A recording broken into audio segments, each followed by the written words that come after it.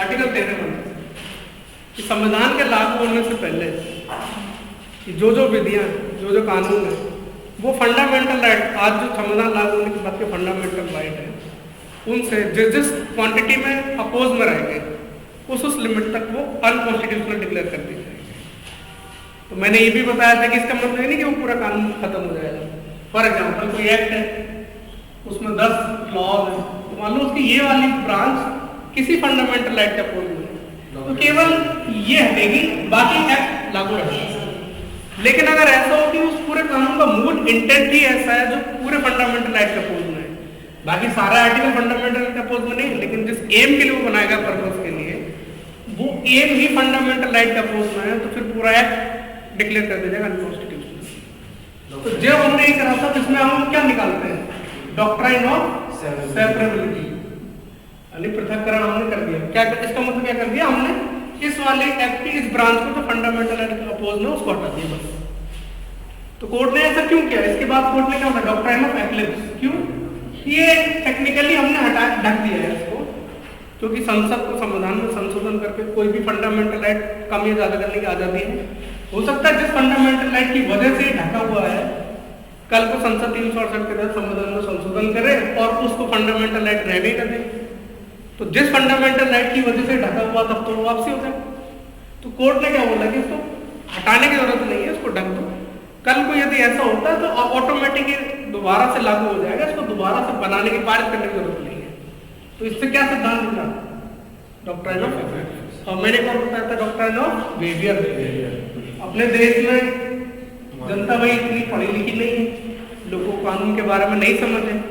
तो अमेरिका में क्या है कि लोग अपने फंडामेंटल राइट छोड़ सकते हैं, लेकिन इंडिया में वो भी नहीं है। इसका रियल में इम्प्लीकेशन क्या है कि अगर किसी व्यक्ति का कोई फंडामेंटल राइट हनन हुआ और वो गलत रेट लेके आर्टिकल 32 के तहत कोर्ट में चला गया, आर्टिकल 32 में कई सारे रेट है, उसने गलत रेट की डिमांड कर दी, तो कोर्ट उससे ये नहीं बोलेगा कि तुम्हें तमीज ही नहीं, तुम जाओ।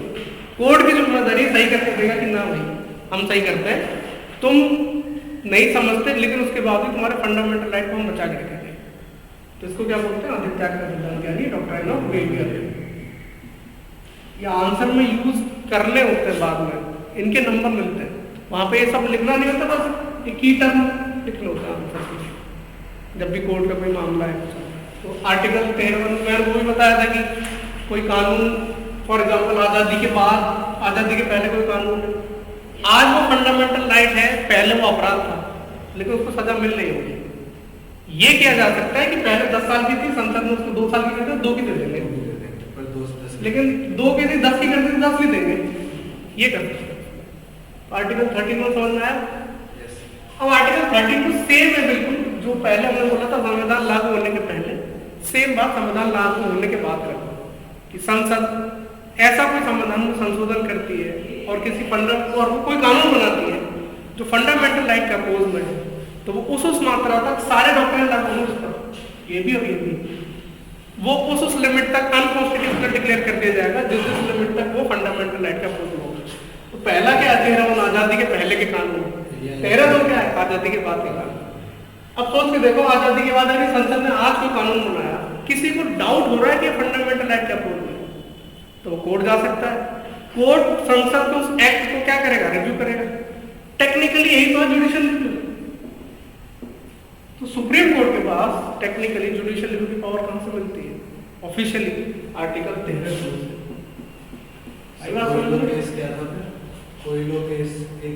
वो कोयलो केस तो बेसिक स्ट्रक्चर को रिपीटेशन किया था, वो बात 2007 का केस है, आईआर कोयलो मामला, तो बाद में पढ़ेंगे। अब ये समझो कि टेक्निकली जुडिशियल रिव्यू, मैं नहीं बोला आईआर कोयलो केस में सुप्रीम कोर्ट ने बोला, कोर्ट ने इसमें क्या बोला, ये बेसिक स्ट्रक्चर का हिस्सा है जिसको ऑलरेडी वो कोर्ट केस आनंद भारती में बोल चुका है।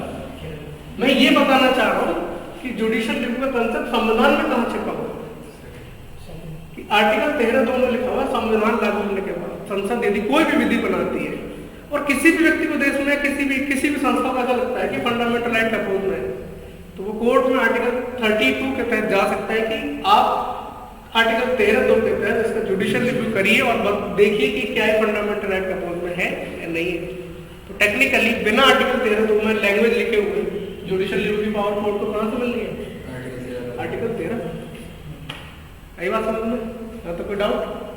अब देखिए आर्टिकल 13(3) में क्या लिखा, विधि मानेंगे किसको, लॉ हम किसको मानेंगे। मैंने पहले दिन जो पूरी डिटेल में बताई थी वो व्याख्या केशवानंद भारती वाले को जजमेंट तक पहुंचे कैसे थे, उसमें याद है शंकरी प्रसाद ने क्या आर्गुमेंट दिए थे,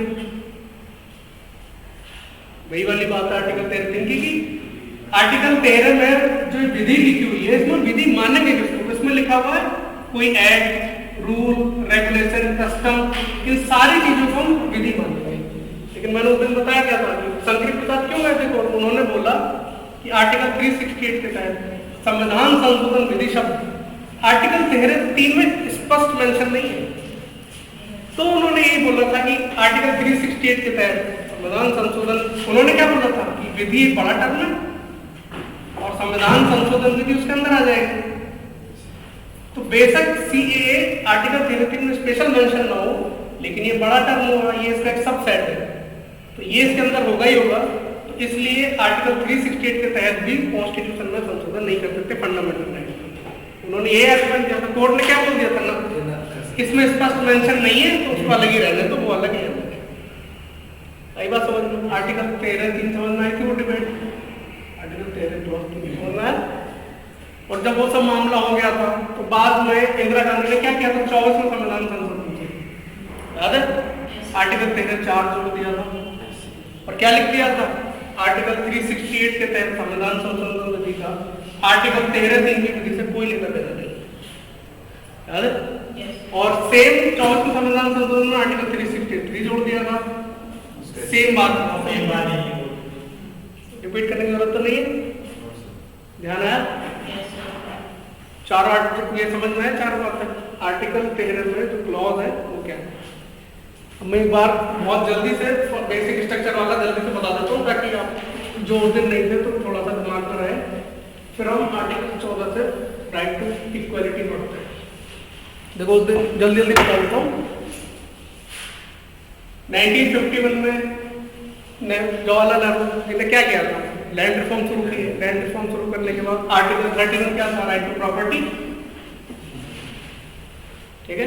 तो उसके तहत फंडामेंटल राइट और आर्टिकल 19(1)(f) भी, ये दोनों 44 कॉन्स्टिट्यूशन अमेंडमेंट एक्ट में लीगल राइट बनाती थी 300 में, याद होगा 1978 में। तो आर्टिकल 31 फंडामेंटल राइट था, राइट टू प्रॉपर्टी। कोर्ट सरकार ने क्या एग्जीक्यूटिव ऑर्डर निकाला, बोला कि लैंड रिफॉर्म हम करेंगे और जिनके पास एक लिमिट से ज्यादा जमीन है उनकी लैंड राज्य रख लेंगे। शंकरी प्रसाद कोर्ट में उन्होंने बोला कि कॉन्स्टिट्यूशनल है क्योंकि आर्टिकल 31 और आर्टिकल 19 के तहत फंडामेंटल राइट का कोर्ट, तो कोर्ट ने बोला सही बात है। सरकार के पास कोर्ट के ऑप्शन मतलब समाप्त करने का क्या तरीका है, संविधान में संशोधन। तो पहला संविधान संशोधन 1951 में कर दिया, उसके तहत आर्टिकल 31A और 31B जोड़ दिए। इसमें क्या लिख दिया था बताएगा कोई, 31A में क्या लिखा था,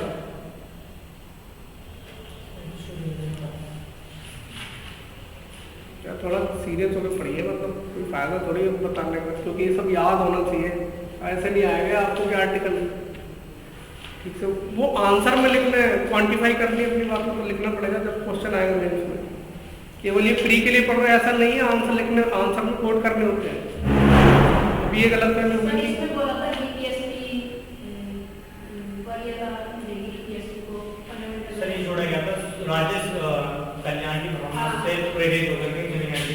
कल भी एक बात बोली थी कि भावनाओं का आंसर नहीं लिखना यार, एग्जैक्ट टू द पॉइंट पता होना चाहिए। उसमें आपके पास ये ऑप्शन नहीं कि ब्लफ कर रहे हो एग्जामिनर को, वो हमसे 60 साल का है, वो बहुत समझदार होता है, तो उनको हम हवा में बैठ कर बातें नहीं बना सकते। और दिक्कत पता है कॉपी में क्या होती है सर, क्योंकि जो दूसरे कॉपी में एग्जामिनर चेक कर रहे हो ना उसमें हूबहू वही लिखा होगा जो लिखा हुआ है, तो उसको कोई जरूरत नहीं है तुम्हारी कॉपी पढ़ने की, तो वो 1 सेकंड में नहीं पड़ेगा, ऐसे काट देगा कि अरे यार क्यों बेवकूफ बना रहे, क्योंकि सब तुम हमसे अच्छे कैंडिडेट को मिल रहे हैं ना यार, इसलिए बता रहा हूँ कि यार सीरियसली उसको याद करिए। अगर स्टेट भूमि सुधार और सामाजिक न्याय के लिए कोई कानून बनाता है तो कोई भी व्यक्ति आर्टिकल 14 और 19 के आधार पर कोर्ट में नहीं जाएगा कि उसके फंडामेंटल राइट का उल्लंघन हो, ठीक है। अगर राज्य भूमि सुधार और सामाजिक न्याय के लिए कोई कानून बनाता है तो कोई भी व्यक्ति इस आधार पर कोर्ट में नहीं जाएगा कि उसके आर्टिकल 14 और 19 को उल्लंघन हो रहा है। इसमें क्या लिख दिया, 9 शेड्यूल डाल दी। और इसमें क्या लिख दिया, अगर संसद ने कोई कानून बनाया उसको 9 शेड्यूल में डाल दिया तो कोर्ट के पास आर्टिकल 13(2) की सारी पावर समाप्त हो जाती है। यानी कोर्ट उस चीज का जुडिशियल रिव्यू नहीं कर सकती जो 9 शेड्यूल में डाल दिया संसद ने। पहले संविधान संशोधन नहीं करती है। अब याद आया केशवानंद शंकरी प्रसाद कोर्ट गए, उन्होंने क्या बोला कि भाई आर्टिकल 368 के संविधान संशोधन विधि तुमने जो किया है संविधान का संशोधन, वो आर्टिकल 13 की विधि के डेफिनेशन के अंतर्गत ही आता है, क्योंकि ये छोटा टर्म है बड़ा टर्म है। तो कोर्ट ने क्या बोल दिया ना, ये अलग है, ये अलग है। मतलब 368 के तहत और संविधान संशोधन विधि अलग है और नॉर्मल जो आर्टिकल 13 में विधि की डेफिनेशन है वो अलग है। इसलिए संसद को राइट है कि वो फंडामेंटल राइट में 368 के माध्यम से संशोधन कर सकती है। हो गया। 1965 में सज्जन सिंह मामला है, कोर्ट ने फिर यही जजमेंट रिपीट किया था। अब गोलकनाथ मामला आया 1967 में। इस मामले में कोर्ट ने क्या किया,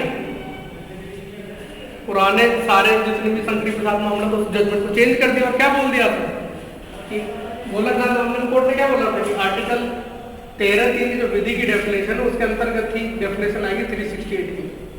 यानी कि संसद संविधान में संशोधन करके भी फंडामेंटल राइट में कोई भी संशोधन नहीं कर सकती है। कोर्ट ने बोला गोलकनाथ मामले में, यानी अपने सारे पुराने जजमेंट चेंज कर दिए। शंकरी प्रसाद वाला गोलकनाथ वो वाला सज्जन सिंह मामला चेंज कर दिया। लेकिन कोर्ट के सामने एक चुनौती थी कि 1950 से 1967 तक जितने भी मामले हैं कितने बैकलॉग में चले जाएंगे। सारे लोग अपील करेंगे कोर्ट में कि हमारा निर्णय तो बेकार कर दिया तुमने। तो कोर्ट ने क्या डॉक्ट्राइन दिया था इस मामले में, डॉक्ट्राइन ऑफ प्रोस्पेक्टिव ओवररूलिंग, भविष्य लक्ष्य का सिद्धांत। क्यों दिया, ताकि 17 साल का बैकलॉग का केसेस इनके पास ना आए। हरी बात समझ में, क्योंकि भाई जिन लोगों के फंडामेंट जिनकी जमीन छीनी गई तो वो तो कोर्ट जाते ना। तो कोर्ट ने इस चीज को रोकने के लिए डॉक्ट्राइन देना पड़ा गोलकनाथ मामले में, डॉक्ट्राइन ऑफ प्रोस्पेक्टिव ओवररूलिंग की भविष्य लक्ष्य का सिद्धांत। यानी आज हमें जजमेंट दे रहे हैं वो आज से लागू होगा, पीछे के केस में लागू नहीं होगा। इंटरेस्टिंग बात है, गोलकनाथ मामले में 11 जजेस की बेंच बैठी थी, उसमें 6-5 निर्णय आए। अब ये क्या लिखा हुआ है संविधान में बता रहा हूँ, आर्टिकल 140(5) है, उसमें स्पष्ट मेंशन है संविधान के अनुसार सुप्रीम कोर्ट के जितने भी निर्णय होंगे बहुमत के आधार पर, बहुमत के आधार पर नहीं, मेजोरिटी से होंगे, कंसेंट से नहीं होंगे। ये संविधान में लिखा हुआ है। अब यूपीएससी प्री में सवाल कैसे बनाती है, संसद के कानून के माध्यम से या उच्चतम न्यायालय के खुद के निर्णय के अनुसार उच्चतम न्यायालय के जो भी निर्णय बहुमत का आधार पर। आंसर तो सही, लेकिन संविधान में लिखा है इसलिए वो क्वेश्चन गलत हो जाएगा। तो यूपीएससी वाले लिख देते हैं संविधान के अनुसार या फिर संसद के अनुसार। टेक्निकली वो क्या वर्ड है, वो ये जानना चाह रहा है आर्टिकल याद है नहीं है। वो ये अब हमें क्या लगेगा, ये तो यार कंसेप्ट का सवाल है, लेकिन याद ही नहीं आर्टिकल तो वहां कैसे पता करोगे संविधान में लिखा हुआ या नहीं लिखा हुआ। ज्यादातर प्री के स्टेटमेंट देखना, उसमें लिखा रहता है संविधान के अनुसार भारत में मंत्रियों के ये सब कुछ भी लिखा हुआ स्टेटमेंट। तो वो क्यों पूछ रहे हैं कि तुम्हें एग्जैक्टली आर्टिकल याद है नहीं, क्योंकि आर्टिकल याद होगा तो संविधान के अनुसार है, अगर नहीं है तो फिर उसका कोई मतलब नहीं है। तो संविधान में लिखा हुआ है कि कोर्ट के जितने भी निर्णय होंगे वो बहुमत के आधार पर होंगे, और कोर्ट को कोई भी अपना निर्णय चेंज करना है तो उससे बड़ी बेंच होनी चाहिए। तो गोलकनाथ मामले में करते हैं तो संसद ने क्या करा, 24वां संविधान संशोधन करके 1971 अभी मैंने बताया उसमें क्या कर दिया, आर्टिकल 13(4) जोड़ दिया और 368 भी जोड़ दिया। भाषा याद है, मैंने बताई थी। इसमें क्या लिख दिया, आर्टिकल 368 के तहत संविधान संशोधन विधि है उसका आर्टिकल 13 की विधि से कोई संबंध नहीं है। और सेम बात इसमें लिख दी, आर्टिकल 13(3) की विधि का आर्टिकल 368 की विधि से कोई लेना देना नहीं है। फिर 25वां संविधान संशोधन किया 1971 में।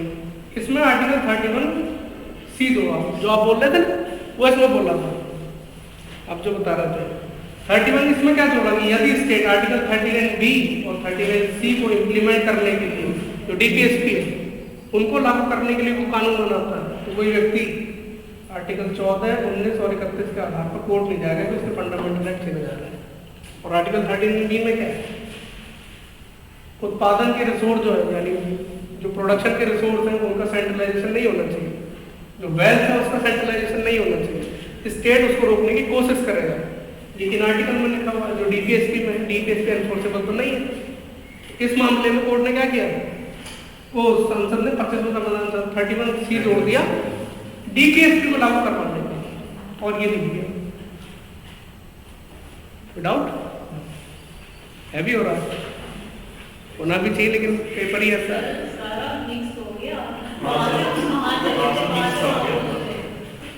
यार कंफ्यूजन मतलब थोड़ा सा कहाँ से बताओ सर, आप बता देते तो उस समय तो याद रहता है। सर ये 1951 से 31A कैसे बताऊँ इससे ज्यादा और आसानी से। सर ये जो 39 A और C जोड़ा था, इसी के जोड़ने की वजह से कहते हैं कि डीपीएसपी से ऊपर है ये, मतलब ये जो डीपीएसपी फंडामेंटल राइट से ऊपर है। ऊपर नहीं बोला तो बोला कॉम्प्लीमेंट भी एक दूसरे को। कॉम्प्लीमेंट्री। चलो मैं इसको होल्ड करता हूँ, फिर बाद में जब पूरे आर्टिकल पढ़ लेंगे तब बात कर लेंगे। अब यही कर सकता हूँ मैं। तो तुमने पहले तो पॉलिटी पढ़ी तो कुछ तो याद होगा। हाँ सर याद है, पर जल्दी पढ़ते नहीं।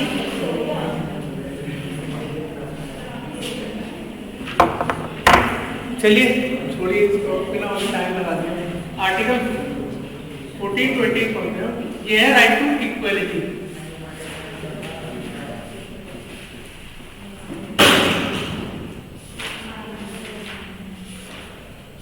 राइट टू इक्वलिटी, कल मैंने एक वर्ड बताया था इक्वलिटी का मतलब, आप बताइए क्या होता है, कैसे डिफाइन करेंगे इक्वलिटी को? इक्वलिटी को कैसे डिफाइन करोगे एक वर्ड, एक लाइन में? There should be no privilege to anybody, यानी किसी के पास कोई एक्स्ट्रा प्रिविलेज नहीं है, चाहे वो किसी भी कितना पैसे वाला हो, किसी भी धर्म का हो, किसी भी जाति का हो, या वो किसी के पास कोई एक्स्ट्रा प्रिविलेज नहीं होगी। इसका एक ही लाइन में मतलब, तो इक्वलिटी कभी भी आ सकता तो एक ही बात है, there should be no privilege, किसी को कोई विशेषाधिकार नहीं होंगे, उसको बोलेंगे इक्वलिटी।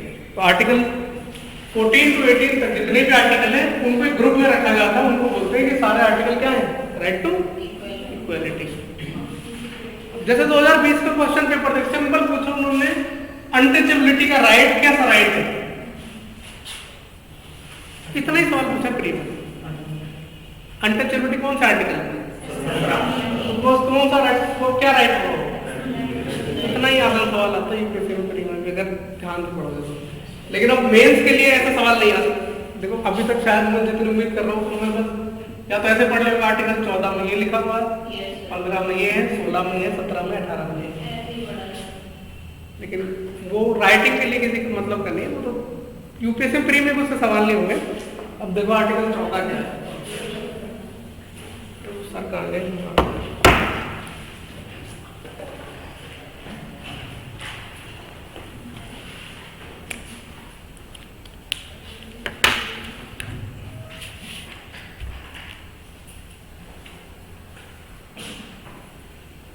पहले बताइए रूल ऑफ लॉ क्या होता है?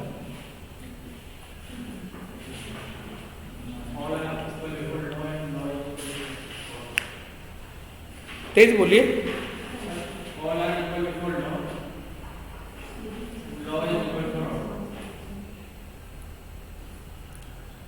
और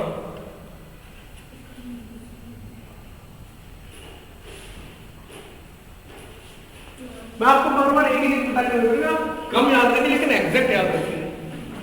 लास्ट पावर ना तो किसी व्यक्ति के पास होगी, ना किसी पद के पास होगी, ना किसी संस्था के पास होगी, लास्ट पावर होगी अंतिम एब्सोल्यूट अथॉरिटी होगी लॉ के पास। जैसे रूल ऑफ लॉ,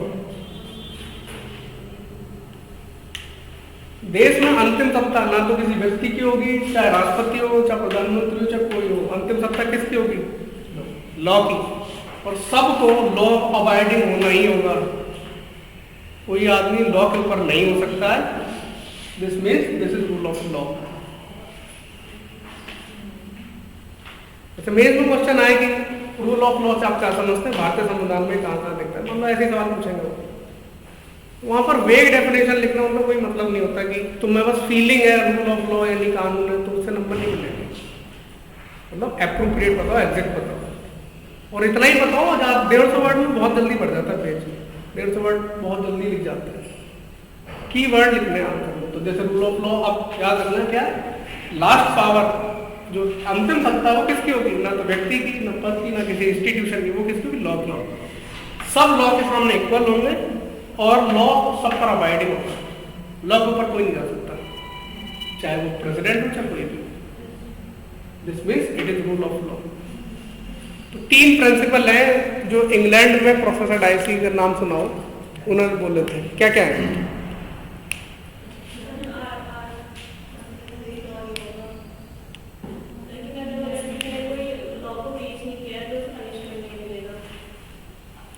लिखने वाली भाषा क्या होगी? Equality before law. आर्टिकल 14 की वही बता रहा हूँ, जो 14 में लिखा हुआ है ना, लगभग वही बात है। तो आर्टिकल 14 की लैंग्वेज क्या है? इक्वालिटी बिफोर लॉ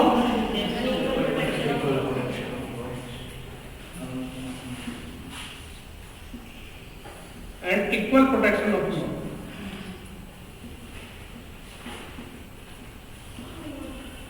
बताया इन दोनों में क्या अंतर है?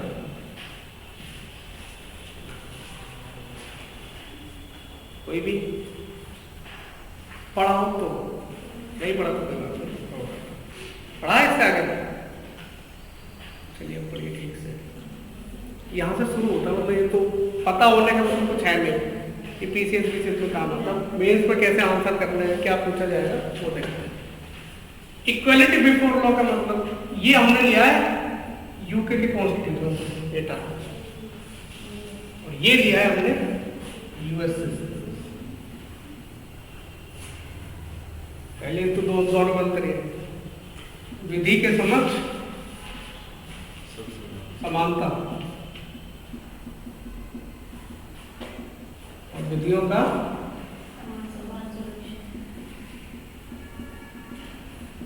ध्यान रखना। ये यूएस का है, ये इंग्लैंड की है। ये नेगेटिव कन्नोटेशन अपने आप में, ये पॉजिटिव है। दोनों में अंतर देखिए, कानून के सामने किसी व्यक्ति के साथ कोई भेदभाव नहीं किया जाएगा, इसका मतलब ये है। और कानून के सामने जिसकी जैसी हैसियत है उसके साथ भेदभाव किया जाएगा, ये इसकी डेफिनेशन ये है। इसका मतलब ये नहीं इक्वल प्रोटेक्शन ऑफ लॉ का कि जो अनइक्वल उनके साथ अनइक्वल कानून होना ही चाहिए, यही राइट इक्वलिटी है। अरे बात समझ में, जो अनइक्वल है उसके साथ अनइक्वल कानून जब तक नहीं होगा तब तक इक्वलिटी नहीं आ सकती है। फॉर एग्जाम्पल, मैं किसी गरीब घर में पैदा हो गया, एक कोई बहुत अमीर घर में पैदा हुआ, तो प्रिविलेज उसको ऑटोमेटिक है, किसी ने दी नहीं है, लेकिन हम दोनों के लिए समान कानून बने तो हमेशा ये प्रिविलेज में रहेगा, तो इक्वलिटी थोड़ी हो गई। आई बात समझ में?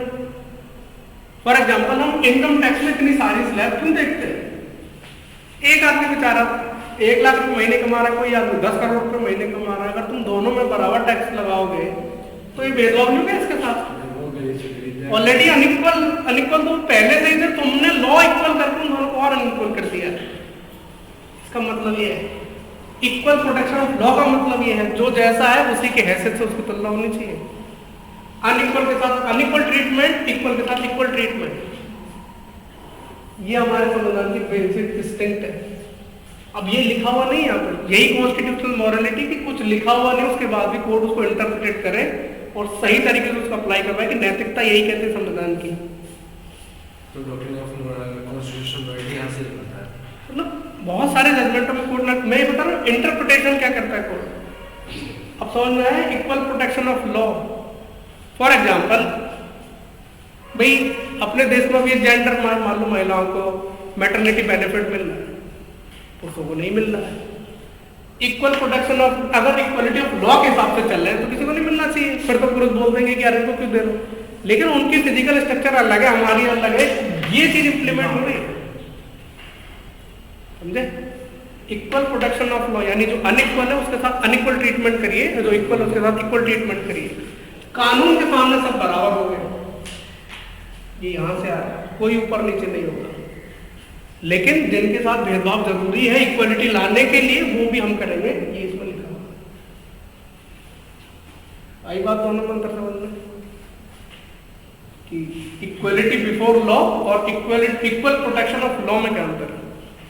पीटी में क्या पूछेगा, इंटरचेंज कर, ऐसे याद, ये यूके का है, ये यूएसए से लिया है, ये पॉजिटिव कनोटेशन है, ये नेगेटिव है कि कानून के सामने किसी साथ कोई भेदभाव नहीं किया जाएगा। यहाँ भेदभाव किया जाएगा, इसलिए पॉजिटिव बात है। यहाँ भेदभाव नहीं करेंगे, ये नेगेटिव है।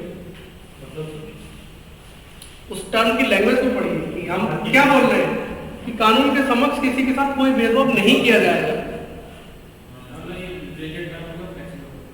ये अफर्मेटिव एक्शन कर रहे हैं, पॉजिटिव बात कर रहे हैं कि भाई जो अनइक्वल उसके साथ अनइक्वल लॉ लगाएंगे तभी इक्वलिटी आएगी। ऐसे नहीं कर सकते हम कि अनइक्वल के साथ इक्वल कानून लागू कर दोगे तो कभी भी इक्वलिटी नहीं आ सकती। इतने में कोई डाउट बताइए, आपको हंसी आ रही है, कुछ गलत पढ़ा दिया?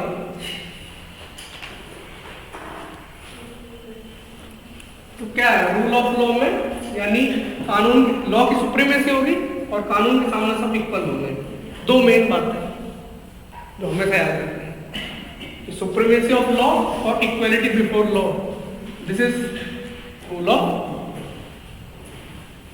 दोनों में अंतर समझ में आया? अब इसके अपवाद देखो।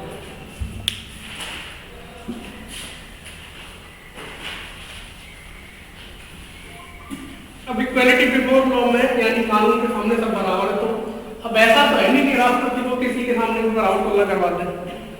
तो उसके लिए देखिए क्या क्या इसके इक्वलिटी बिफोर लॉ के क्या क्या वो है अपवाद है, मतलब कहाँ का लागू नहीं होता। फॉर एग्जाम्पल फॉरेन डिप्लोमेट से कोई, मान लो यूएस प्रेसिडेंट इंडिया है, उनकी कार से कोई मर गया, तो इंडियन जुडिशरी उनके ऊपर कोई केस नहीं कर सकती है।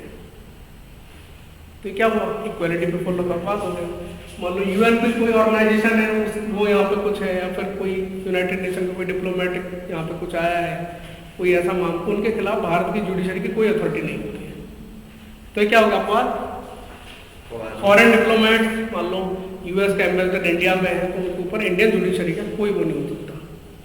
तो क्या हो गया रूल ऑफ लॉ, मतलब इक्वलिटी बिफोर लॉ के दूसरा आर्टिकल ऐसे याद रखना है, वैसे ऐसे कभी याद नहीं होंगे। फिर आर्टिकल 361 क्या कहता है, राष्ट्रपति और प्रेसिडेंट जब अपने ऑफिस को एंजॉय करें उस दौरान वो कोई काम करे या ना करे, कुछ भी करे ना करे, उनके खिलाफ किसी भी कोर्ट में कोई अपील नहीं की जा सकती। तो इक्वलिटी बिफोर लॉ का उल्लंघन हो गया। अगर उनके खिलाफ कोई क्रिमिनल केस चल रहा था पहले, या फिर उनकी कार उन्होंने किसी को जान से भी मार दिया, तो भी उनके ऊपर कोई क्रिमिनल केस उनके टेन्योर के दौरान शुरू नहीं किया जा सकता। हाँ, उनके पद के दौरान सिविल मामले शुरू किए जा सकते हैं, वो हम जब राष्ट्रपति पढ़ेंगे अलग बात में देखेंगे। तो तीन बातें जो याद रखना, क्या प्रेसिडेंट हो या गवर्नर, जब वो अपनी पोस्ट पर है तो कोई उनसे ये नहीं बोल सकता, यानी कि कोर्ट उनको मैंडेबल जारी नहीं कर सकता, कोर्ट उनको रेट जारी नहीं कर सकता कि आप काम नहीं करना। किसी की कोई अथॉरिटी नहीं है प्रेसिडेंट और गवर्नर के लिए। और उनके ऊपर यदि कोई पहले से क्रिमिनल केस चल रहा है राज्यपाल या राष्ट्रपति बनने से पहले, और वह बन चुके राष्ट्रपति, तो वो बंद हो जाएगा। और अभी वो प्रेजेंट में प्रेसिडेंट या गवर्नर है और अभी उनसे कोई क्रिमिनल मामला है तो भी केस शुरू नहीं कर सकते। ये आर्टिकल 361 में लिखा हुआ है। सिविल मामलों में कुछ वो है, उस पर सिविल मामलों में केस उनके टेन्योर के दौरान शुरू किए जा सकते हैं। बात है जो सबको जाननी चाहिए, बता दीजिए क्या हुआ आपको दिक्कत? आपकी वही समझ रही है, कुछ वर्ड्स चले जाते हैं, कुछ समझ में आ जाता है। तो आप सीट चेंज कर सकते हो, उधर सही सही सुना रहा हूँ, उधर बैठ सकता आप।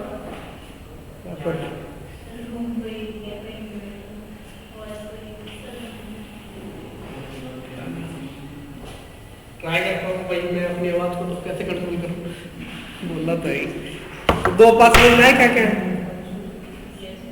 आर्टिकल याद रखने का तरीका बता रहा हूँ। अब 361 मान लो पेपर में, किसी पेपर में तो अलग से याद नहीं कर सकते कि 361 में यार कितने आर्टिकल याद करेंगे, तो आर्टिकल 14 के साथ उसको याद रखना है। अब दूसरा बात देखिए, जैसे आर्टिकल 105 है, क्या है कोई बताएगा? Parliamentary privilege. और आर्टिकल 194 स्टेट लेजिस्लेचर को सेम प्रिविलेज। तो ये रूल ऑफ मतलब इक्वालिटी बिफोर लॉ के उसमें टेक्निकली ये रूल ऑफ लॉ के उसके इक्वालिटी बिफोर लॉ के उसमें नहीं आएगा ना।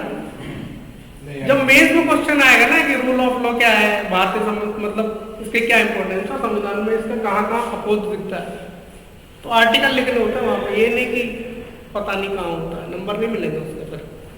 वो आर्टिकल मेंशन करने होंगे, वो लिखना, आर्टिकल मेंशन कर दोगे नहीं भी वर्ड लिखोगे ना तो भी कोई दिक्कत नहीं, क्योंकि एग्जामिनर को समझ में आता है आर्टिकल याद है तो पता तो होगा ही, टाइम कम है इसलिए वर्ड नहीं लिख पाया वो, समझ रहे हो।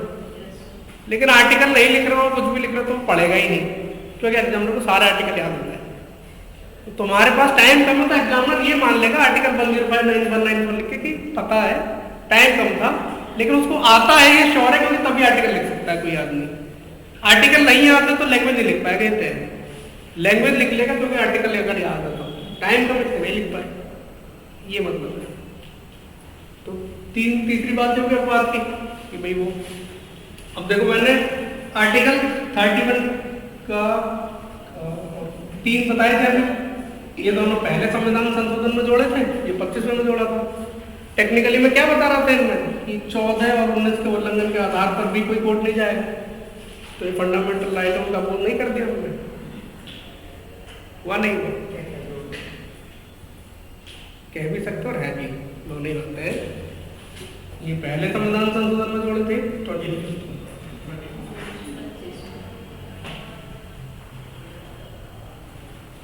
राइट इक्वलिटी बिफोर लॉ और इक्वल प्रोटेक्शन ऑफ लॉ में क्या होता है, मतलब समझ में आया दोनों पूरे, ठीक है। रूल ऑफ लॉ क्या होता है समझ में आया, उसके क्या क्या आपको आदेश समझ में आ गया। अब मेंस में इसके ऊपर सवाल बनेगा नहीं, इससे ज्यादा नहीं बनेगा कुछ, और जो भी बनेगा उसमें तुम इतना जरूर लिख दोगे तुम्हें सम्मानजनक नंबर मिल जाएंगे। बात है कितने आर्टिकल और मेंशन करना है, तो 2-3 बार आप ऐसे रिपीट करोगे, सोचोगे, मेन बात है ब्रेन स्टॉर्मिंग करने की, एक साथ आर्टिकल बैठ के आप कभी याद नहीं करते। आर्टिकल 14 है, दोनों को पढ़ा, उसके साथ भी 105, 194 याद कर लिया, 361 याद कर लिया। एक और बताता हूँ, 44th कॉन्स्टिट्यूशनल अमेंडमेंट किया 1978 में, और आगे डिजाइन सरकार ने, उन्होंने आर्टिकल 361A जोड़ा, और इसमें क्या लिखा कि यदि कोई व्यक्ति या पत्रकार संसद के अंदर या किसी राज्य विधानमंडल के अंदर कोई जो प्रोसीडिंग है उसकी लाइव प्रसारण करता है और वो एकदम तथ्यात्मक बात कर रहा है और कोई उसमें प्रॉब्लम नहीं है, तो ये नहीं बोला जाएगा कि पार्लियामेंट्री प्रिविलेज का उल्लंघन हो गया है, ये अलाउड है।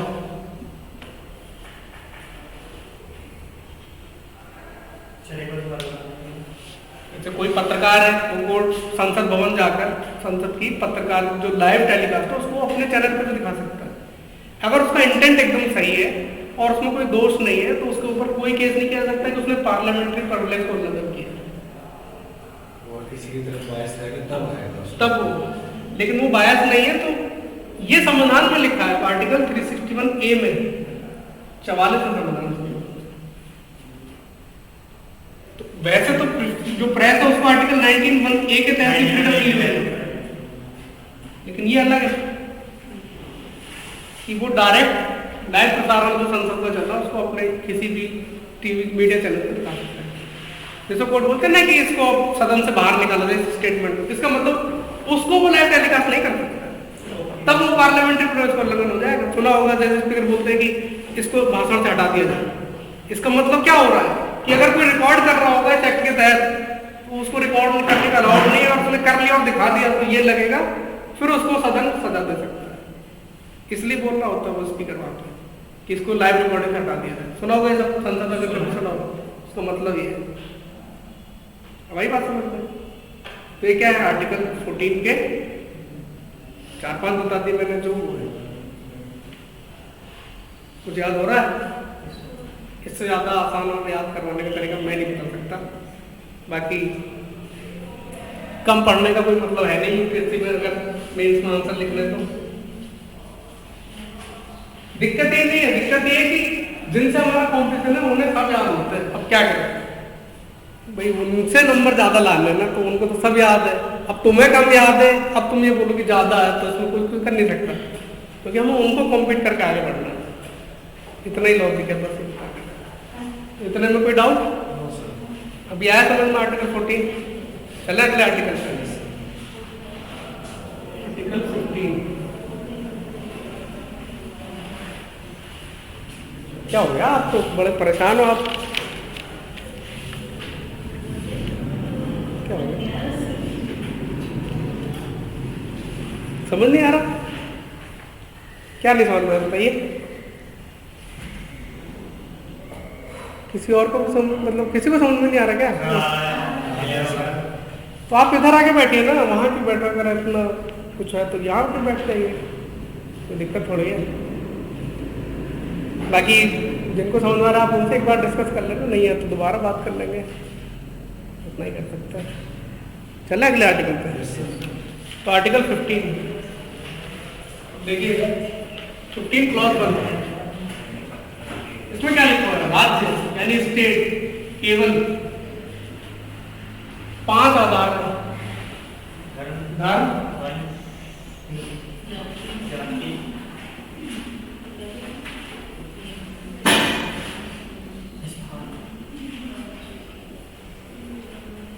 इन 5 केवल राज्य इन 5 आधारों पर किसी व्यक्ति के साथ कोई भेदभाव नहीं करेगा।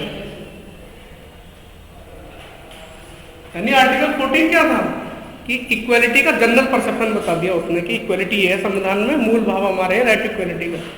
बाकी के जो 4 आर्टिकल हैं 15, 16, 17, 18 वो उसके अपवाद है कि कहाँ कहाँ इक्वलिटी, इनइक्वलिटी को, जिन लोगों में इनइक्वलिटी हो उनको अनइक्वल ट्रीटमेंट देके इक्वलिटी लानी है। बाकी 4 आर्टिकल ये बता रहा है। अब यही बात समझ में लैंग्वेज कि बात के जो 15, 16, 17, 18 आर्टिकल वो क्या बता रहे हैं कि अनइक्वल के साथ अनइक्वल ट्रीटमेंट करके इक्वलिटी लाने का प्रयास करना कैसे। बात के 4 आर्टिकल ये बता रहे हैं। तो देखिए ये वाला रेस्ट्रिक्शन केवल स्टेट पर है। इंटरेस्टिंग बात, केवल बहुत इंपॉर्टेंट है। फॉर एग्जाम्पल अगर मैटरनिटी बेनिफिट मिल रहा है महिला को, क्यों मिल रहा है? तो कोई बोल सकता है कि यार ये तो जेंडर बेस्ड है, लेकिन कोर्ट ने इसकी व्याख्या क्या दी? केवल एक आधार पर और उसके साथ कोई ऐसा आधार जो इनमें से नहीं है, तो वो जो भी मतलब भेदभाव किया जा सकता है। फॉर एग्जाम्पल महिला को जो दिया जा रहा है मैटरनिटी, क्यों दिया जा रहा है? तो जेंडर का मामला इसके हिसाब से तो सही बात है कि नहीं देना चाहिए, लेकिन उनकी फिजिकल स्ट्रक्चर इस बात की गवाही देती है जो इन 5 आधारों में से नहीं है। तो कोई एक आधार ये और कुछ ऐसा आधार जो इनसे अलग है, उनको मिक्स करके यदि कोई एक कंडीशन बनाई जाती है तो उसके आधार पर स्टेट भेदभाव कर सकता है। आई बात समझ में? ये कहना चाह रहा हूं कि मान लो कोई आदमी 80 का है, कोई ये बोल सकता है कि उसके साथ भेदभाव, उनको आरक्षण करो हमें भी दे दो। तो बोल रहे कि वो 80 तो है, उसके साथ तो पिछड़ेपन के शिकार भी है। ये तो आधार नहीं है ना इन बातों में, तो इस आधार पर तुम आरक्षण दे सकते हैं ना, बेशक जाति के आधार पर दे देते हैं। तो राज्य ने क्या बोला? केवल इन 5 आधारों पर, इन 5 में से कोई एक है और कुछ अन्य भी आधार है, तब तो ये वैलिडिटी पूरी नहीं हो रही ना कि हम तो लॉ ब्रेक कर, तब तो हम ब्रेक कर सकते हैं ना। तो कोर्ट इंटरप्रिटेशन कैसे कर रहा है? एक एक वर्ड है केवल। तो अगर इनमें से 2 को लेकर तुम बना रहे हो तो तब नहीं चलेगा। इसको ले लो कुछ और उसके साथ जोड़ दो और जो रीजनेबल हो तो फिर भेदभाव कर सकते हैं। जैसे रिजर्वेशन वाला भी बताया, मैटरनिटी बेनिफिट अब पुरुष को क्यों देनी चाहिए? बेशक तुम कोई आदमी बोल सकता है कि जेंडर के साथ भेदभाव चल रहा, हमें तो पुरुष ही, हमें छुट्टी दो, लेकिन उसके साथ दूसरी कंडीशन है उनके फिजिकल स्ट्रक्चर उस बात की गवाही दे रही है, इसीलिए तो भेदभाव कर पा रहे हैं, तभी तो मैटरनिटी बेनिफिट दे दिया ना हमने। आर्टिकल 15 क्लॉज 1 में क्या लिखा? राज्य केवल इन 5 आधारों पर किसी भी व्यक्ति के साथ कोई भेदभाव नहीं करेगा। इंटरेस्टिंग बात, इसका मतलब क्या हुआ? ये केवल स्टेट के ऊपर इंप्लीमेंट है, प्राइवेट सेक्टर में भेदभाव किया जा सकता है। कोई ऐसी ड्यूटी है रात की जहां पर भाई बहुत हार्ड काम हो, तो मना कर सकता है कि भाई रात में हमारे पुरुष अलाउड है, लेकिन स्टेट कोई ऐसा काम नहीं करवाता सर, केवल राज्य के ऊपर लागू है। ठीक है, अब देखिए आर्टिकल 15 क्लॉज 2। इन 5 आधारों पर अगर हम देखें 15 क्लॉज 2 में एक ए है, एक बी है। इसमें क्या लिखा हुआ है? मान लो कोई सरकारी कोई दुकान है, कोई खाने पीने की जगह है, रेस्टोरेंट है, कुछ भी ऐसी जगह है, किसी प्राइवेट आदमी हो सकते हैं, सार्वजनिक होटल है, कुछ है, वहां पर किसी भी आदमी को एंट्री करने से नहीं रोक सकते इनमें से किसी भी आधार पर। या फिर कोई स्टेट फंडेड या फिर नॉन स्टेट फंडेड कोई तालाब है, स्नान मान लो गंगा का घाट है, वहां पर भी तुम किसी आदमी को किसी जाति धर्म के आधार पर कहीं एंट्री करने से नहीं रोक सकते। प्राइवेट स्विमिंग पूल उसमें तो रोक सकते हो, लेकिन हरिद्वार में गंगा के घाट पर किसी को अलाउड नहीं है कि तुम किसी को बोल दो कि अछूत है या फिर ये महिला है या फिर ये कुछ है, ऐसा कुछ नहीं चलेगा। ये संविधान में लिखा हुआ है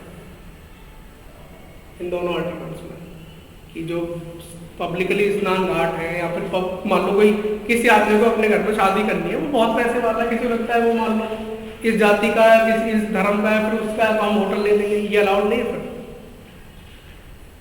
ठीक है, ये बात है। तो आर्टिकल 15(2) में ये लिखा हुआ है।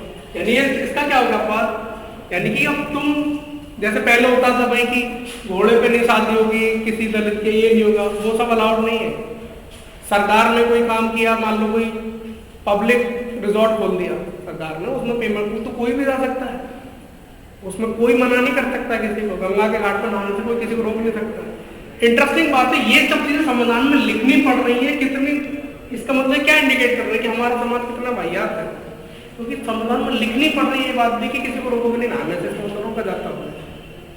तो उसमें हम अपने समाज की पिक्चर भी देख सकते हैं कि हम टेक्निकली थे कैसे, अभी भी है कैसे, विदाउट। देखिए 15(2) आर्टिकल 15 क्लॉज 3 में क्या लिखा हुआ, ऊपर जितने भी बातें लिखे हैं आर्टिकल 15 और 15(1) और 15(2), स्टेट महिला और बच्चों के डेवलपमेंट के लिए कोई भी अगर कानून बनाता है, कोई विधि पारित करता है, तो उसमें यह नहीं माना जाएगा कि वो आर्टिकल 51 और 2 बच्चों और बच्चों और महिलाओं के लिए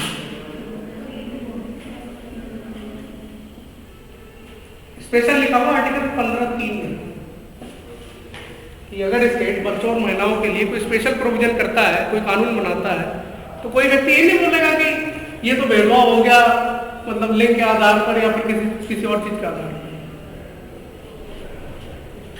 ठीक है, और ये क्यों है, मतलब अगर तुम्हें डीटीएस में आर्टिकल 42 याद हो, तो याद है क्या आर्टिकल 42 में स्पष्ट लिखा हुआ आर्टिकल में महिलाओं के लिए मैटरनिटी बेनिफिट का प्रावधान, जो डीटीएस पे जिसको राज्य इंप्लीमेंट कर सकता है, और फंडामेंटल राइट में भी ये बात लिखी हुई है कि राज्य महिलाओं के लिए स्पेशल कानून कर सकता है। बच्चों के लिए डीटीएस में कौन सा आर्टिकल में बताया,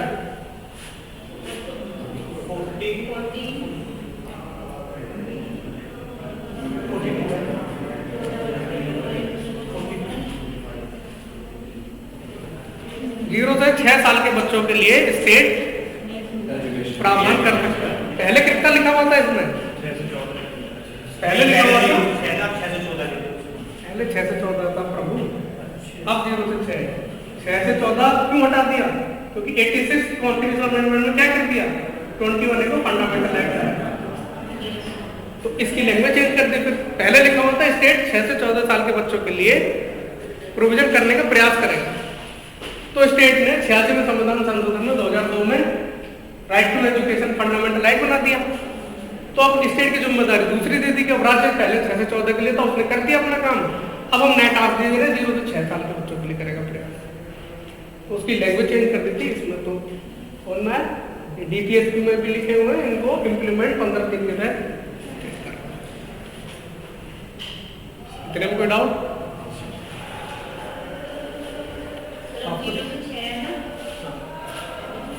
वो जब डीपीएससी पढ़ेंगे तभी मैं तो कनेक्टिविटी के लिए बता रहा हूँ।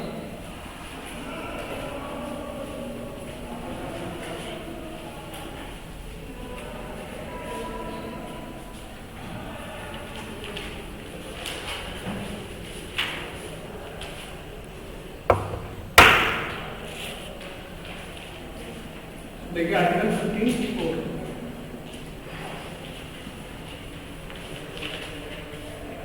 आजादी के बाद मद्रास सरकार में क्या हुआ, उन्होंने मेडिकल और इंजीनियरिंग कॉलेज में SC ST और पिछड़े वर्गों के बच्चों के लिए आरक्षण का प्रावधान कर दिया अपने आप। और क्या बोल के करे, उन्होंने तर्क क्या दिया कोर्ट में, मतलब अपना आर्टिकल 46 जो डीपीएससी का, उसमें लिखा हुआ था कि जो पिछड़े वर्ग के SC ST पिछड़े वर्ग के लोग हैं, उनके अर्थ काम के लिए स्टेट स्पेशल व्यवहार कर सकता है, यानी उनके काम के रिलेटेड और शिक्षा के रिलेटेड स्टेट की जिम्मेदारी है कि वो पिछड़े वर्ग के लोगों के लिए काम करेगा। ये आर्टिकल 46 में मद्रास सरकार बनी, उसने पहले ही मामले में क्या कर दिया, अपने मेडिकल और इंजीनियरिंग कॉलेज में SC ST और पिछड़े वर्ग के बच्चों को आरक्षण देना शुरू कर दिया। ठीक है, फिर क्या हुआ, चंपकम दोराई राजू मामला है,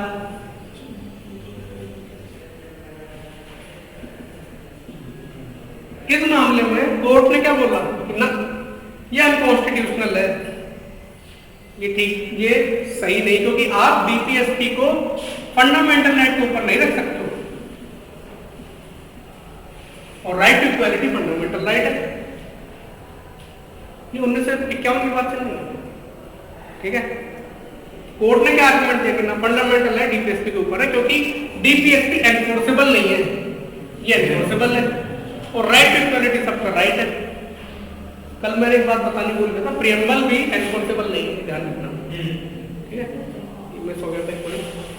इस मामले में कोर्ट ने क्या आर्गुमेंट, सरकार ने क्या कर दिया कि स्टेट की जिम्मेदारी है कि राज्य पिछड़े वर्गों के बच्चों के लिए, SC ST OBC के लिए उनके काम और शिक्षा के रिलेटेड उनकी बेहतरी के लिए प्रावधान कर सकता है, करेगा, उसकी जिम्मेदारी। तो मद्रास सरकार ने कर दिया। ये आपके साथ मैंने कोर्ट में आर्गुमेंट दिया कि ये राइट टू इक्वालिटी के खिलाफ है, और फंडामेंटल DPSP तो एनफोर्सेबल है ही नहीं, ये एनफोर्सेबल है फंडामेंटल राइट, तो ये तो गलत हो गया पहला। तो नेहरू जी ने क्या किया, पहला संविधान संशोधन किया, और उसके उसी में पहले संविधान संशोधन जो हमने लिखा उसी में आर्टिकल 15 जोड़ा, और इसमें क्या लिखा कि राज्य सामाजिक और शैक्षणिक रूप से पिछड़े वर्ग के लोगों के उत्थान के लिए विशेष प्रावधान कर सकते हैं। शिक्षा में, एजुकेशन में जो रिजर्वेशन इसी से आया है।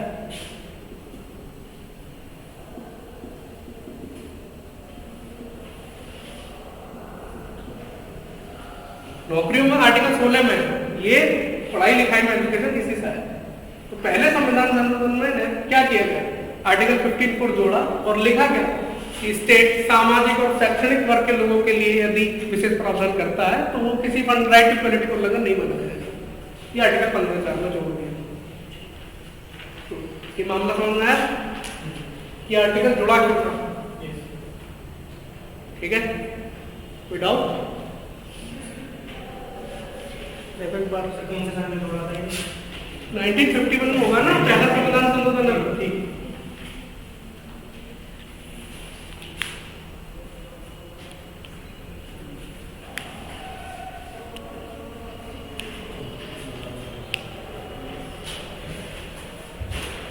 चले, क्या हुआ? सर ये केस कौन सा है? चंपकम दोराई राजू केस। अरे यार,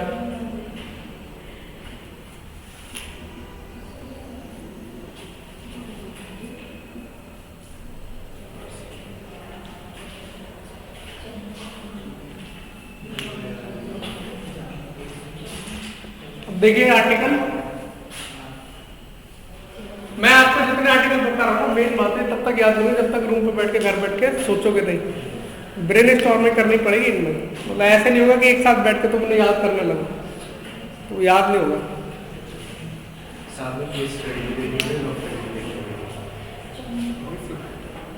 अब देखो ये तो स्टेट, अब इस मामले में क्या समझ में आया कि राज्य सरकारी स्कूलों में रिजर्वेशन देते हैं, लेकिन भाई अभी क्या है, व्यापार करने का अधिकार, किसी ने अपना प्राइवेट स्कूल खोलना, ये सब खोलना, तो वो क्यों रिजर्वेशन देते हैं?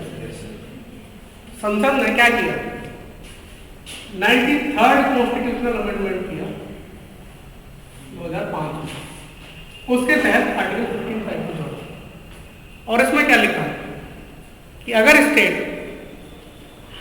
अल्पसंख्यक वर्ग के शिक्षण संस्थानों को छोड़कर, जो माइनॉरिटीज के इंस्टीट्यूशन उनको छोड़कर, चाहे स्टेट फंडेड हो चाहे प्राइवेट हो, किसी भी उसमें पिछड़े वर्ग के लोगों के लिए आरक्षण के प्रावधान कर सकता है पढ़ाई लिखाई। आए आर्टिकल समझ में? यानी इसमें तो सरकारी स्कूलों में मिल गया था, अब प्राइवेट वाला बोल देगा कि हम नहीं ले रहे। कोर्ट क्या तक देता है कि भाई काम करो, सब तुम अपने चले तो रोड अपनी बना लो, फिर रोड क्यों यूज कर रहे हो पब्लिक की? तो भाई स्टेट राज्य में सब रहते हैं और सबके रिसोर्स हैं, और तुम पीछे नहीं हट सकते हो, तो कोर्ट ने आर्गुमेंट देके बहुत लोगों ने अपील की थी। कोर्ट ने बोला कि आपको इतना ही है तो आप अपनी बिजली बनाइए, अपनी सड़क बनाइए, सब कुछ अपना ही करिए जब अपना ही करना है। लेकिन स्टेट के बीच में रहना तो फिर आपको ये करना पड़ेगा, क्योंकि अपने देश की स्थिति वैसी नहीं है। लेकिन हाँ, एक लाइन जो इंटरेस्टिंग है, अल्पसंख्यक वर्ग के शिक्षण संस्थानों को छोड़कर स्टेट अगर कोई भी SC ST या पिछड़े वर्गों के लिए आरक्षण के प्रावधान करता है तो कर सकता है। अब देखिए, मैं एक सवाल बताता हूँ जो 2018 में यूपीएससी ने मेन जो पूछा था, तो क्या पूछा था? क्या national commission for schedule caste अल्पसंख्यक शिक्षण संस्थानों में पिछड़े SC वर्ग के लोगों को आरक्षण के प्रावधान करवा सकता है? कमेंट करिए। 10 नंबर का सवाल पूछा था।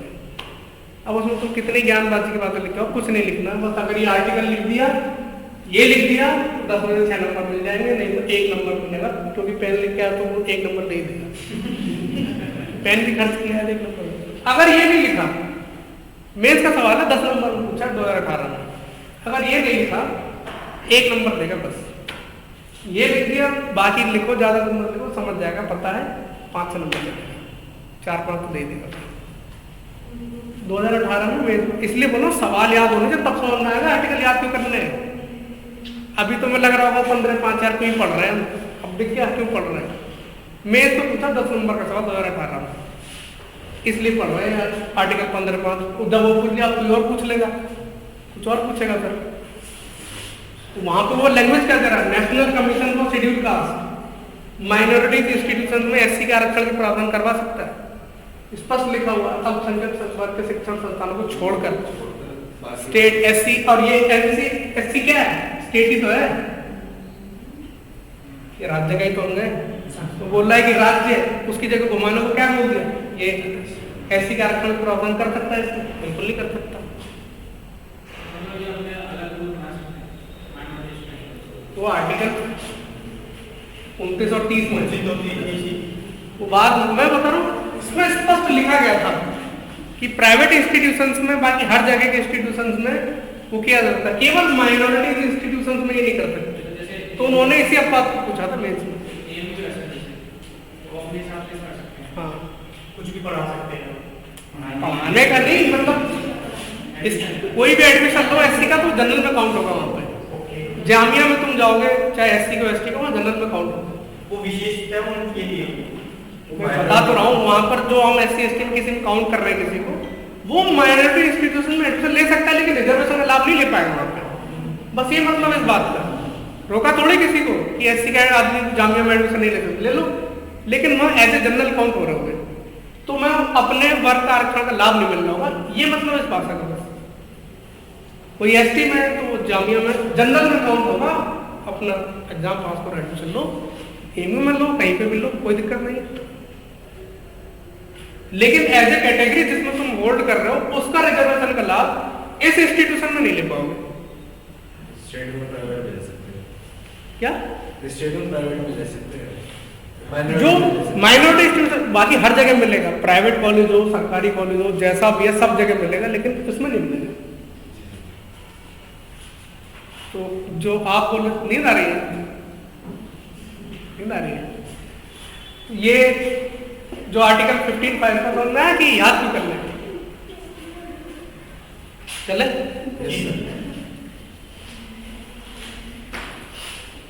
तो इसलिए बोलो, मेन के सवाल आप ठीक से पढ़िए, फिर आपको याद हो जाएगा कि आर्टिकल याद क्यों करना है। अब एक आर्टिकल और इसका लास्ट जो अभी जोड़ा है, आर्टिकल 15 तो याद ही होगा, EWS रिजर्वेशन 1/3 स्टेट जनरल वर्ग के 10% रिजर्वेशन दे सकता है इंस्टीट्यूशन। ये इतना, इसमें कोई डिबेट नहीं है। तो मेन बात क्या, आप तुम्हें कैसे पढ़ना है? जब भी पढ़ रहा हूँ मदरसे जो होते हैं सर, वो किसमें आएंगे? मदरसे तो अल्पसंख्यक वाले उसमें आएंगे, अल्पसंख्यक माइनॉरिटी इंस्टीट्यूशन में आएगा ना, माइनॉरिटी इंस्टीट्यूशन में आएगा। अब जैसे पढ़ना कैसे, इस तरह जैसे अभी याद होना चाहिए कि इसमें 6 क्लॉज है, तब फिर हमको पढ़िए सिस्टमेटिक। ये नहीं कि 15 पढ़ लिया बस रात देख के आधा भेदभाव नहीं, उसका कोई सेंस नहीं है, वो पेपर में सवाल नहीं आएगा और मेंस में तो कुछ नहीं आएगा। इसका मतलब 3 मूल इसमें थे, फर्स्ट में ये जोड़ दिया, 93rd में जोड़ दिया, 103rd में जोड़ दिया।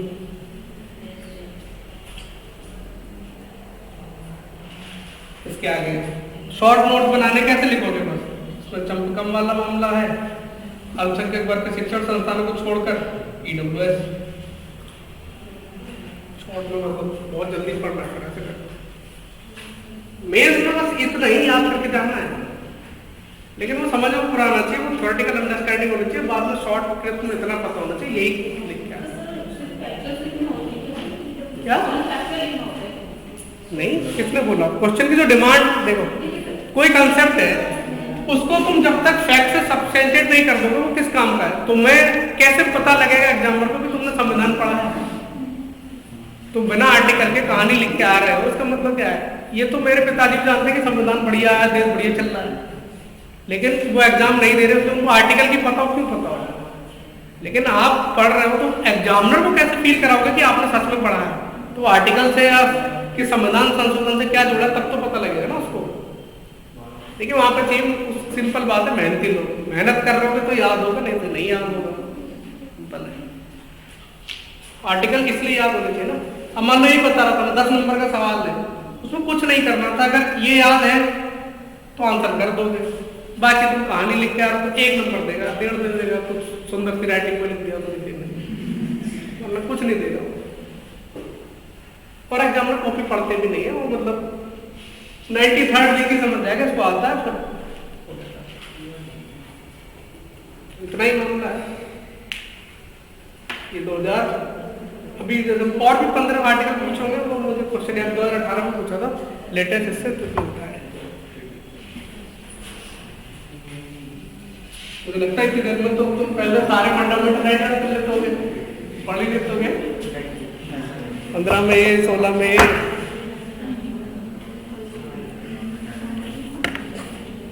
अब देखिए आर्टिकल 16, इसमें थोड़ा ज्यादा दिमाग खोल के रखना, थोड़ा कॉम्प्लिकेटेड है, और रिजर्वेशन वाला मामला ये नौकरी वाला। इसकी मूल थीम तो है कि पब्लिक उसमें लोक नियोजन में किसी के साथ भेदभाव नहीं किया जाएगा।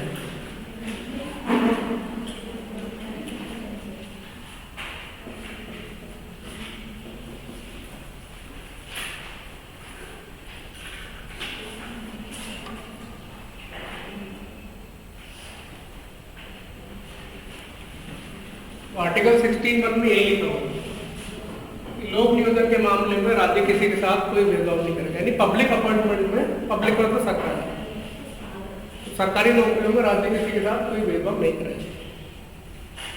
ठीक,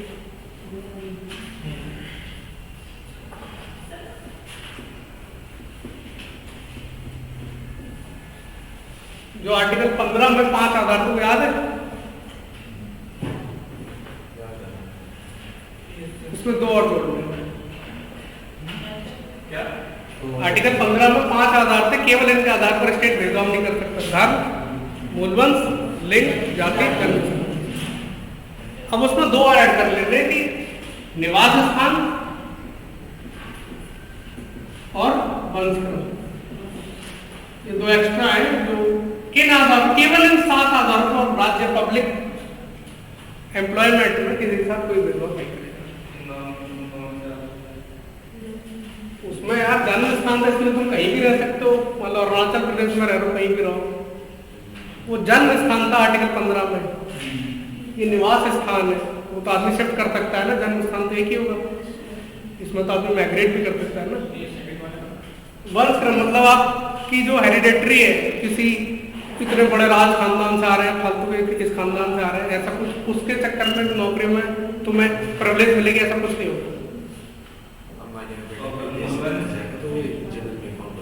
अम्बानी का लड़का क्यों पेपर देगा क्या?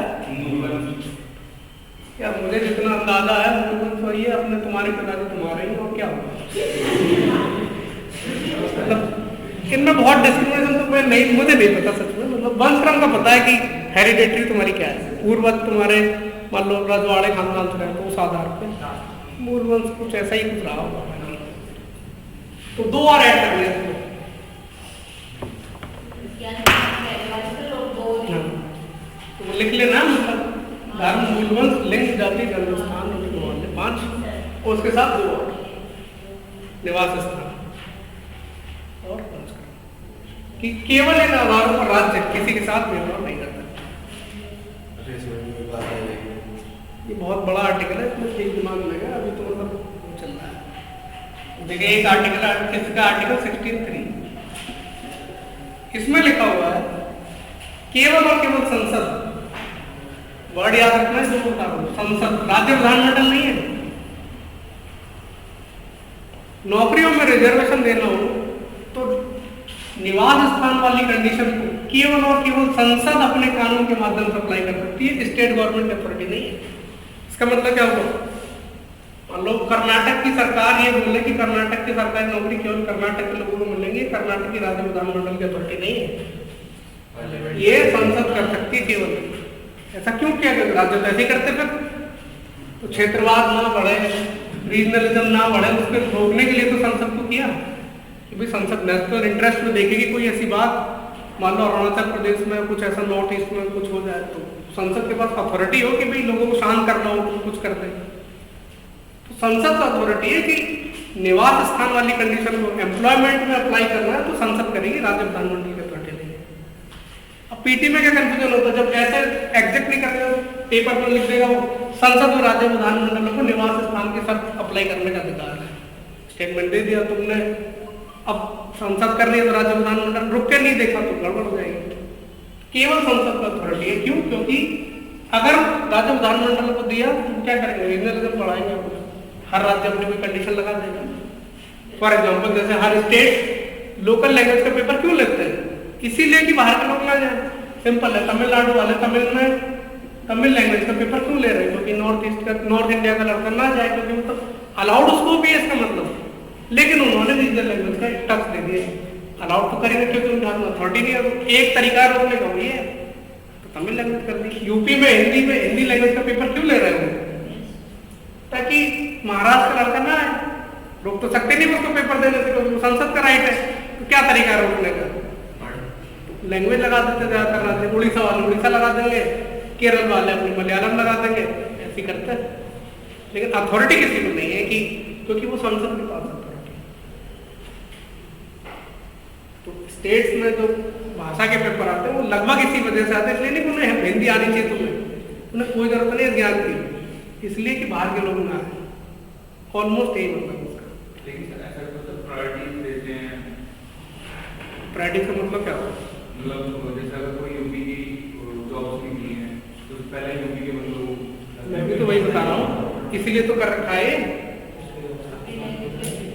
नहीं, उसके बाद प्रायोरिटी दी जाती है सिलेक्शन के बाद, ऐसा कुछ नहीं है, ऐसा बात ये नहीं कि वो काम नहीं कर पाएगा, तमिलनाडु का लोकल हिंदी में मेड़ पर लोगों से कैसे डील करेगा वो, तो इसलिए मतलब एग्जाम मैं एक भाव बता रहा हूँ कि एग्जाम लेते क्यों, मतलब लैंग्वेज का इसलिए लेते कि मतलब डीमोरलाइज करते हैं कि बाहर के लोग ना अपने ही वहाँ है, बस ये बात है, इसलिए लैंग्वेज का पेपर होता है।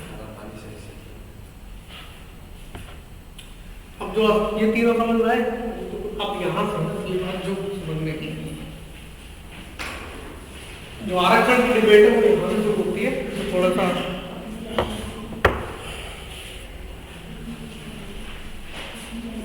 आज यही हो पाएगा।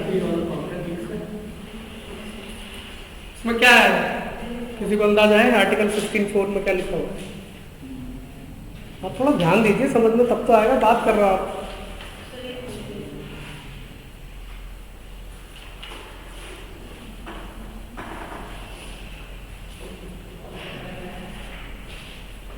स्टेट राज्य में पिछड़े वर्ग के लोगों के पक्ष में, इंटरेस्ट जो कीवर्ड में याद रखते हैं, स्टेट राज्य में पिछड़े वर्ग के लोगों के पक्ष में जिनका रिप्रेजेंटेशन स्टेट की नजर में कम है पब्लिक जॉब में, राज्य की नजर में उनका रिप्रेजेंटेशन सरकारी नौकरियों में कम है, ऐसे वर्गों को राज्य प्रायोरिटी दे सकता है। यही से रिजर्वेशन की बात करते हैं। यही बात समझ में आर्टिकल 64 में लिखा हुआ राज्य पिछड़े वर्ग के लोगों को, जिन्हें राज्य मानते हैं कि पिछड़े वर्ग है, और उसको ऐसा लगता है कि उस वर्ग के लोगों का सरकारी नौकरियों में जो लेवल है वो कम है, वो कम संख्या में है, तो उनकी संख्या को एप्रोप्रिएट करने के लिए राज्य उनके लिए विशेष प्रावधान कर सकता है। यही बात समझ? जैसे जाटों को ओबीसी का सर्टिफिकेट यहाँ फॉर एग्जाम्पल मान लो राज्य को स्टेट को लगता है कि एससी पिछड़ा वर्ग है, और उसको ये भी लगता है कि एससी के लोगों को जो सरकारी नौकरी है उनमें कम है उनकी रिप्रेजेंटेशन, तो उनके लिए राज्य स्पेशल कुछ प्रावधान कर सकता है। ये लिखा हुआ है कि नॉर्मल इंटरप्रिटेशन है। तो राज्य की नजरों में जिनको राज्य पिछड़े वर्ग मानता है और उसकी नजर में, स्टेट की नजर में सरकारी नौकरियों में उनका रिप्रेजेंटेशन कम है, तो स्टेट उनके लिए अफर्मेटिव एक्शन ले सकता है। सर रिप्रेजेंटेशन कम की वजह पहले आरक्षण दे दिए नौकरियों में डालना। यार ये लिखा हुआ है मूल संविधान में, हमें पढ़ना है, ठीक है। अब डिबेट आ गया उसके। ठीक, ये लैंग्वेज समझ में आई? तो इसका मतलब क्या है? रिजर्वेशन देने के लिए दोनों कंडीशन एक साथ फुलफिल होनी चाहिए, एक तो पिछड़ा वर्ग हो और दूसरा स्टेट की नजर में उनका रिप्रेजेंटेशन सरकारी नौकरी में कम भी हो। ये नहीं कि केवल ये है तो रिजर्वेशन दे दोगे, केवल ये है तो ये दे दोगे, दोनों कंडीशन एक साथ फुलफिल होनी चाहिए कि पिछड़ा वर्ग भी हो और उसका सरकारी नौकरी में रिप्रेजेंटेशन भी कम हो। दोनों कंडीशन एक साथ फुलफिल होंगी तो ही रिजर्वेशन के लिए आगे बढ़ा जा सकता है। ठीक, अब असली बात क्या आती है? मिलता तो एससी, एसटी, ओबीसी का आरक्षण, जबकि तो जातियां उसमें डाल दिया है। ठीक से इतना कम, इतना आसान नहीं होगा। कोड की वो बता रहा हूँ, संविधान में लिखो पिछले वर्ग, वर्ग होता है क्लास, और ये तो कास्ट है, कास्ट और क्लास में अंतर। संविधान में लिखा हुआ है कि क्लास राज्य पिछले वर्ग के लोगों को करेगा, ये तो जाति को दे रहे हैं। तुम सोचा कोर्ट में मतलब ऐसे नहीं चलता कि वर्ग और जाति एक ही है, ये जातियां जिनको हम रिजर्वेशन दे रहे हैं। सर वर्ग के अंदर तो होते हैं वर्ग तो एलीट क्लास है, ये लो क्लास है, ऐसा होता है। अब कोई भी जाति का किसी भी क्लास में हो सकता है नहीं भाई? कोई मान लो पिछड़ी जाति का जिसको हम बोलते हैं, मान लो ऐसा कुछ है नहीं, लेकिन अगर किसी को बोल भी रहे वो एलीट भी तो हो सकता है, तो उसकी क्लास तो बहुत ऊपर है रिजर्वेशन के बात का। वो बात की बात है, पहले ऐसे सोच के देखिए कि संविधान में लिखा हुआ है क्लास को देंगे, हम जाति को दे रहे हैं। सर आपने जो बताया था अभी कि जाति और उसका कॉम्बिनेशन होगा पिछड़े वर्ग का, तो दे सकते हैं। मैंने कहा, मैंने बोला था पिछड़े वर्ग हो और स्टेट की नजर में उस पिछड़े वर्ग का रिप्रेजेंटेशन सरकारी नौकरी में कम हो तो रिजर्वेशन देंगे। नहीं 15 में बताया था ना जाति प्लस पिछड़े जो कि जाति के आधार पे भी, पर उसके जो अलग है उसका पिछड़े वर्ग के आधार पर उसको तो भेदभाव कर सकता है। देखो मैं बता रहा हूँ, मंडलवाद मामला पता या फिर इंदिरा साहनी मामला, एक ही बात है, दोनों का नाम नहीं जाना। मंडल एक्ट रिपोर्ट आई थी, अपने सुप्रीम कोर्ट का सबसे बेस्ट जजमेंट में से जो व्याख्या थी वो यही थी कि बेशक क्लास लिखा हुआ हो, लेकिन इंडिया में पिछले 2000 सालों से जो भी सोशल बैकग्राउंड रही है उसमें जो आज पिछड़ी जाती हैं टेक्निकली वो पिछड़ी क्लास में ही आती हैं, क्योंकि और हमारे पास कोई पैरामीटर नहीं पिछली क्लास को आइडेंटिफाई करने का। कोर्ट ने इस मामले में बोला था पिछड़ा वर्ग इज इक्वल टू पिछड़ी जाती है, इसलिए राज्य को पूरी अथॉरिटी है जो पिछड़े वर्ग के नाम पर पिछड़ी जाति को आरक्षण दे सकता है, बस उसको ये साबित करना होगा कि उनका रिप्रेजेंटेशन कम है। तो कोर्ट ने इंदिरा साहनी मामले में इस व्याख्या को जजमेंट में किया था, पिछड़े वर्ग की जो बात है वो कास्ट से हम आइडेंटिफाई कर सकते हैं। सही बात समझ? इस मामले में बोलूँगा।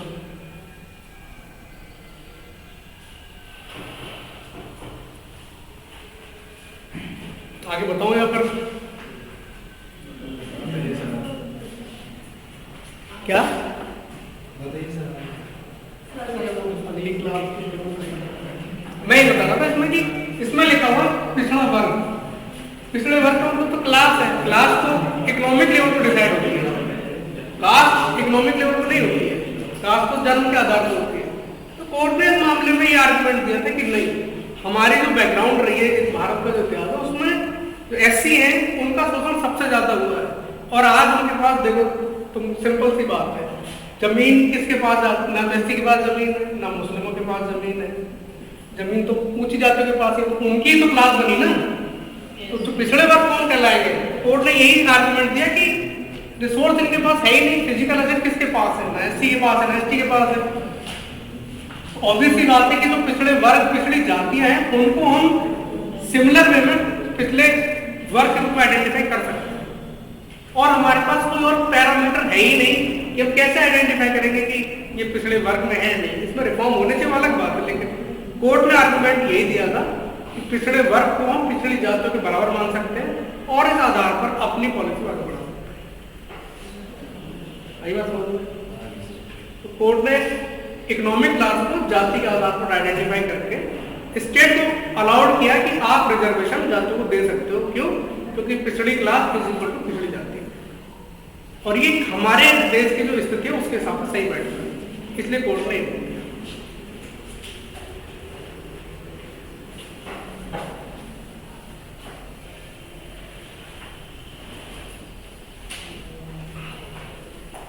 चलिए अब मैं रखता हूँ, मैं दूसरी क्लास होती है, बाकी नेक्स्ट उसमें काफ़ी डिबेट है, लंबा तो आधा है, उसमें 40-45 मिनट लगेंगे रिजर्वेशन कंप्लीट करने में। वो पूरा होलिस्टिक में समझ में आ गया कि रिजर्वेशन